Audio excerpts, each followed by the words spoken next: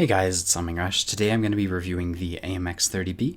This is the Tier 10 French medium that recently had some changes to it. So to start off, the gun has 390 alpha, 248 pen, which is actually really low for Tier 8 mediums. The 248 pen can low roll to like 190, and so with 25% plus or minus, the 248 can really screw you over. This thing has 1.76 seconds of aim time with my setup, 0.32 accuracy, and 3,792 DPM, which has it tied with the Object 430 for highest DPM in the game. Now, what I have found about the gun is that basically the 30B's gun doesn't really have it doesn't actually have 3800 DPM, because what happens with the terrible pen, the 248 pen base, you are gonna miss, well, first you miss a lot of shots with the 30B because the snapshotting is actually pretty awful, and then second, when you do hit, it's like 248 pen is only sometimes going to go through the weak spots of sometimes you even bounce mediums ridiculously. So what I have found is that you won't actually be getting 3800 DPM out of this thing. Like most tanks, RNG is going to screw you over, but don't look at the high DPM and think, oh, this tank is great, because you're only going to be penning like 70% of the shots you take, even if you aim extremely well. And Gold Stab is probably going to help that significantly. I feel like the tank was changed in such a way so that Wargaming could make more money off of the Prem shells, because the Prem shells get 300 millimeters of pen, and if you shoot only those, you'll actually get some sort of consistency out of this gun. Next thing is the armor. So the 30B had some armor changes to it. The turret got buffed significantly. What I have found, though, is that this tank is pretty much a glass cannon. Because, so, sure, you have turret armor. The way this thing works is if they shoot your turret, sure, they're going to bounce.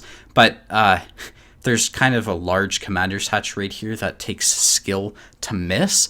And then also what I have found is that this thing gets lit on fire from the front. I think this is a fire extinguisher type thing. I actually don't know what it is, but I was looking at it and I was like, oh, okay, well, that makes sense, because the fuel tanks are like right in the center. So what happens is you'll get shot in the side, like in this area. You can get tracked and set on fire at the same time, because the shell will go here and like into the fuel tanks. So it gets lit on fire very easily, it gets penned very easily, and then the ammo rack is also in the front, like right here or so. So it's common for you to get tracked and ammo racked, and it's also common for you to get tracked and set on fire. And so what I have found is that you can't you have a gun that promotes brawling, because you have to get close with the 248 pen, but you have a tank that can't take any hits. So there's a bit of dissonance right there, but it seems to work itself out if you're okay with missing a lot of shots. As far as the mobility goes, you've got pretty decent medium tank mobility with 20 horsepower to ton ratio. That's pretty much all that I care about. The traverse speed is 55 and the top speed is 65, and it's fairly easy to hit that top speed if you're going slightly downhill. As far as camo goes, with my setup, I've got camo as 100% on 2 of my crew members, and then my commander has it as 70%. I've got 28% when I'm stationary, and then 22% when I'm moving, which 22% when you're moving, in my opinion, is really useful. You can totally abuse that, especially when you're fighting tier 8s, which this thing really dominates against, because you can actually pen tier 8s with 248 pen, and so you basically get that 3800 DPM when you're fighting tier 8. So with all the stats combined of this tank, it's great for seal clubbing people, and then it really sucks when it gets to tier 10 games, but that's beside the point. 459 meters view range, which is fairly standard for tier 10 mediums. That's because of my crew skills and the food, the vents, and the BIA. So yeah, let's talk about my setup, and then we'll go play a game. So as far as my crew setup goes, I've got brothers or sisters in arms all the way down, 6th Sense, repairs, and camo on my commander, repairs, camo, firefighting on my gunner, repairs, camo, firefighting on my driver, and safe stowage, because like I said, this thing gets ammo racked, repairs on the loader, and then I've also got the view range skill on the loader. So the view range, I don't know, I'm not a huge view range type of guy. I don't think it matters that much, but it is nice to have, and because it's a loader, there's no other useful skills. I'll put camo as the next skill, and then firefighting as the skill after that, but really, I would rather have the view range as opposed to camo, and I've already got repairs, so it's nice. It's basically, there's no other option, so I chose the view range skill. I thought that was the best option for my force skills. So that would be how I would suggest you set up your crew, and I guess we can talk about equipment. So As far as equipment goes, I've got V-Stab, Rammer, and Vents. What I have considered doing is I have considered putting a gun length drive on this tank, because what happens is in practice the gun misses snapshots, so you have to fully aim to actually consistently hit what you're aiming at. And so I've thought about it. You know, I haven't done it, but I would consider it, because a lot of people find that they actually can't hit snapshots with this tank, and the GLD will help you aim faster, so you don't need to snapshot as much. So I would consider it. Maybe not worth taking off the vents. You can see when I take off vents, the view range drops to, I don't want to destroy it, I'll just show you with the gold right here. If I demount the vents, the view range drops to 449. So it's foreseeably worth it. I might consider doing it in the future, but for now I'm just going to stick with vents. As far as the ammo goes, I run 30, 20, and then 0. The reason I run 20 heat is because the 300 pen, it's a bit like you're playing an this thing basically has an IS-7 pen, so the heat is really, I feel like you kind of need heat in this thing, so I run 20 of it just because you can run out with the DPM and the shitty accuracy, and so that's my loadout. I run a large first aid kit, large repair kit, and food. So yeah, that's the 30B in a nutshell. Let's go, I'll show you some games and you can see how it actually performs. Alrighty, so for this game, we're on the map Arctic region. It's a standard battle. What's going to happen is I'm going to be playing the south, because like I said, this thing kind of benefits from being close range with people, and that's where we're going to be driving. So right off the bat, if you take a look at what the enemy team has, is they've got an IS-7, Maushin, ST1, Type 4 Heavy, and T-34B, and an OHO. So what I'm going to be doing by going to the south is I'm going to be positioning myself pretty much where the entire enemy team is, and so that's going to allow me to get a lot of damage, because I can shoot at half the enemy team. So what you can see is I loaded heat because I expected to be shooting at heavies. I put a shot into the lower plate of a Type 4 Heavy. That's where you have to shoot them. I'm shooting at an OHO. You can see the turret works. So the grill who shot at me didn't really have a shot at my commander's hatch, so he tried to shoot me, and my turret worked for that. And this position is going to work against that grill because of the way that this ridge right here is going to cover my commander's hatch from that guy. So that seems to be the only type of circumstance in where you can reliably get hull down. You can see when the IS-7 starts to poke at me, I'm worried he'll shoot my commander's hatch, and so I fall back, because obviously if he has the ability to shoot my commander's hatch, he will. So T-34 pushes in, he dies, the WZ-132 is dead as well. There's not a full HP IS-7 in front of me, and what you're going to notice is, how do I get out of here? My teammates are pushing into this IS-7, so they probably don't need help from these guys. The big fear is that they're going to start getting shot at by, you know, someone might YOLO them as they push this IS-7. I don't want them to get shot by anyone who's camping at K5. So what I'm going to do is I'm going to start trying to suppress those guys who are above him, such as the grill. You can see he moved up. He wanted to get shots on the T10 and E5, and so that's kind of like the position that I'm in. You can see I'm putting shots into the back of the IS-7's turret as he backs up too far, but my main job here is to prevent the enemy team from YOLOing my teammates as I deal with the IS-7, and you know, they don't. The IS-7 just dies so quickly, it's very hard for them to react to it. So we're returning to this hull down location. What has happened, because of our aggressive play, the enemy team has not been able to commit very effectively, right? Like, they're stuck on this corner, the OHO and the Type 4 are stuck sniping. So what I have to do is I'm just going to be able to put shots into them from my location, because they've effectively just given it to me. By camping as hard as they are right now, I'm able to just play right here and stay hull down. So we're up to 4.2k damage. The Type 4 Heavy is poking. I'm going to try to put a shot into his turret. You can see that the heat does reliably pen that. And at a range like this, where, you know, it's a Type 4 Heavy shooting at you, they're not going to reliably hit this thing's turret's weak spot. So that seems to be, this type of mid-range is what the AMX 30B is best at, because people may not reliably hit your commander's hatch, and, you know, you can kind of reliably hit people if you're fully aimed with your .32 accuracy.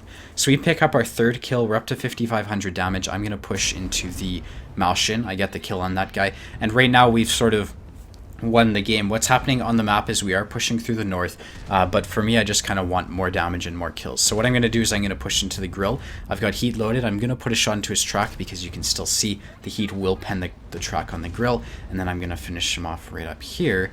And then what I'm going to do is, despite being in an AMX 30B, is I'm going to decide to spend my hit points to get more damage. So a lot of people are too scared to do this. They think, oh, I'm in a medium tank, I can't lead the charge. But what I'm going to do is I'm full HP, like the game is almost over. I want to drive forwards to try to secure some sort of game here. So you can see TVP puts 2 shots into me, or 3 shots into me, bounces 2 of them, pens 1. I'll never complain about shitty RNG again. And we get to sort of just push into this OHO. We get the kill right here. and the TVPC is just looking at him, so he's going to be scared. Now, right here, obviously I don't want to get clipped out by a TVP, but he doesn't have shots on me because of the way the land is. The TVP dies, and now we're flanking this T30, so we're able to push into him, and you're going to continue to see me do this play rate where I spend my hit points because, you know, I was full HP. I'm up to 7.7k damage. I want to see if I can maximize that result. So T54 sitting in base puts a shot into me. I really don't care at this point. I just want to try to get more damage. I could die as long as I get, you know, 8k or whatever is going through my mind at the time. I'll be happy. So pushing into the T54, this is one of those situations that the 30B has trouble with. You'll notice how bad the gun handling is when you're moving. Like 62A is significantly better, or, you know, a patent might be better. So I bounced a lot of those shots, even when they weren't fully aimed and relatively aimed on the T54. I missed them. And the accuracy, you just have to fully aim. It's a bit like a Leopard in the sense that you do have to fully aim your shots. So yeah, one thing I do want to point out is the T54 damaged my fuel tanks when he tracked me from the left-hand side. So he shot me with heat, it went through, and it damaged my fuel tanks somewhere over here. And so that's, you know, he very easily could have set me on fire, and so that's why I feel like, you know, this thing really does suffer from module damage. Alrighty, so as you can see, that was a mastery badge, 167,000 credits, 2.2k XP. We did 8,508 damage, 7 kills in 4.5 minutes. So obviously this is a lucky replay. I took advantage of the situation that was given to me. The way that the enemy didn't push into us really let me farm them as they're just sitting in the field effectively. So that, you know, it happens, you know, and that's something that the 30B with high DPM really specializes in taking advantage of. If you're in something like an E50M or a Batchat, it's going to be a lot harder. So that's like the prime situation to be in the 30B. And in that situation, it's probably the best vehicle to be in, because it's just got such high DPM and you've got the gun depression, and et cetera, et cetera. So that's the 30B in its prime. Let's go take a look at a bit slower game where it's not as hectic, and hopefully you can see how this tank takes advantage of, you know, the slower type games. Alrighty, so for this replay, I thought I'd give you an example of the typical game in the AMX 30B. So we're on Murovanka. It's a standard game. There's no arty. So on Murovanka, what I like to do if there's no arty is I like to play E7. What that lets me do is it lets me get shots on light tanks specifically. So what seems to be happening with this map as time progresses is mediums don't go here as much, and tanks don't really cross in the open anymore, especially if they're slow. But what you can do is you can pop right up to here and use the gun depression and DPM of the AMX 30B to just absolutely dominate light tanks. So you can see the M41 saw me and he was absolutely right to get away, but we were able to put a shot into him, and that gave me, you know, 400 damage for free. So what's going to happen from here eventually is I'm going to realize, okay, and I'm not getting any shots on light tanks. What happens on this map is that it's very common for tanks to sit up at G3, and so I'm going to be getting scared right here because I don't want like a 704 to be sitting right here on G3 and you know, have him put a shot into me. And it's very common for 704s to light this thing on fire. So we're running away. I get lit, but there is a 50B in the open that I do want to shoot at because it's a 50B. He's a tier 10 tank in a game of, you know, tier 8. So there's only 3 tier 10s. But we miss our shot. If it was a 62, it probably would have hit. But that's just the way this gun handling works. We're winning the 0 line. So a T54 starts running away. So what we're going to do is we're going to push the 0 line. It's very early for us to be winning a side of the map. But you can see the T54 starts running away. Our Bulldog is spotting down the 0 line. He spots the Jagdpanzer U100. So that leads me to believe that he's probably the only one over here. And so I'm going to try putting shots into him at relatively low risk to myself. So 30B probably would not be able to pen the front of a Jagdpanzer U100. So what I'm going to do is I want to move into the fight. I want to position myself in the center so that way I can shoot at the Jagdpanzer U100. And then I also want to be in a position to continue to get more damage because I'm guessing that, you know, the majority of the enemy team is going to be on the 1, 2, 3 line, considering we've basically had a Bulldog scout that out. So I've taken this location, the Bulldog dies, there isn't a whole lot of pressure on the Jagdpanzer U100, so what I'm doing is I need to focus this guy down, because if I go and play this ridge right here, he'll have shots on my rear, and, you know, I'm a 2-shot to him, so I need to kill this guy before I make any sort of aggressive play, and he's just sitting there for me. Now, what you will see happen is that this gun, despite having .32 accuracy, is not infallible. Like, I don't know how I could have aimed that any better, but it went over his tank. That seems to just be the way this game works currently. It's like, even if you aim perfectly, you will miss some shots. And luckily, he was not facing me, so I do have his side.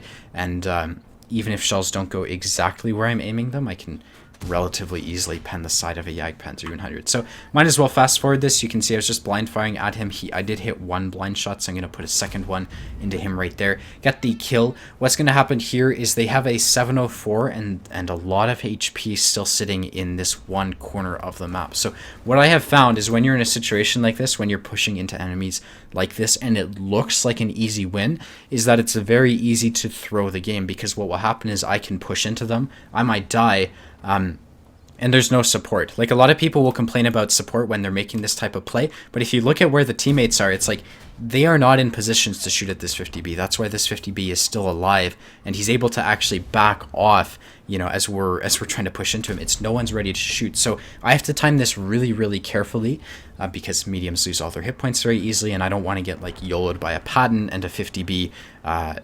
Like, their entire team is in a blob, so one mistake will absolutely get me killed. Now, we do spawn an AT-15A2 or an AT-15 to our flank. I'm going to put a shot into him, because what will happen is he could start putting shots into my rear, and like I said, this thing gets lit on fire on all, like, this thing lights up all the time, and so I don't want an AT-15A or an AT-15 shooting at me with a fast fire rate in the rear. So the team gets the kill, and now we're in the situation where we can start pushing up because we do have some support, but you're going to notice it's actually going to be kind of risky because the 50B flanks me. He damaged my fuel tanks. I repair it because I don't want to get lit on fire. I get the snapshot on him, and now we've got 1,000 HP, and there's a full HP Patton who's been camping all game. So risk of me getting YOLO'd is very, very high, so I'm going to be playing it kind of cautiously. He puts a driving snapshot into my commander's hatch, and now it's like there's this 2,000 HP Patton who's been camping all game, and I'm on 694 HP. So the probability of me getting YOLO'd is extremely high, and I need to make sure that if he does YOLO me, that these guys back here have shots,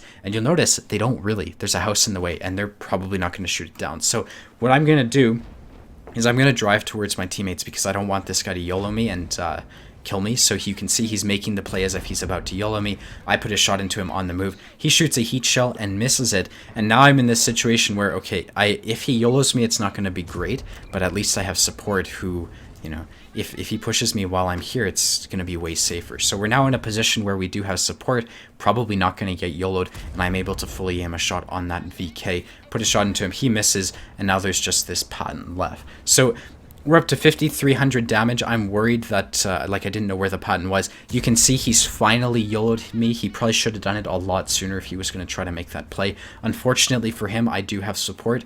You know, I've been YOLO'd so much, I know how to deal with it now. So we put a shot into him. He's backing up because there's not much he can do. I get my 4th kill, and now it's just kind of chasing damage, trying to make this a 6k damage game, and we get our 5th kill, and we break 6k damage with that last shot. So we can go take a look at the end plates. That's a bit more common, like that's a realistic fight that you'll find in the 30B, and you know, how you should kind of play it accordingly. So let's go take a look at the end plates, and I'll talk about if I think you should get this tank or not. Alrighty, so as you can see, that was a Mastery Badge First Class, 11 or 1,000. Shit. Alrighty, so as you can see, that was a Mastery Badge First Class, 113,000 credits, 3,500 XP, high caliber, basically 6,700 damage, 5 kills, and 1,100 base XP. So in the end, we profited 43,000 credits.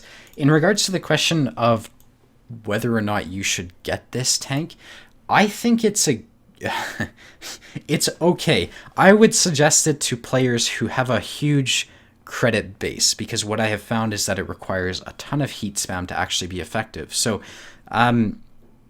that's my advice. Like, so if you have a ton of tier 10 tanks and you have a lot of credits and, you know, you aren't grinding tanks anymore, AMX 30B is definitely worth getting, but I wouldn't suggest it to players who are like looking for their first tier 10 and have like 100,000 credits and are barely, you know, scraping by. I think that it's very easy to run out of credits in this tank because of the low pen and just the reliance on gold spam that this tank has. So I would suggest it to experienced players with lots of tier 10s. No, I wouldn't recommend it for a first tier 10, but certainly it's nice to have. It's a very unique tank, and I don't regret getting it, basically. So yeah, I hope this review was helpful. If you want to see more, be sure to hit the like and the subscribe button, and I hope to see you around. Later, guys. Bye-bye.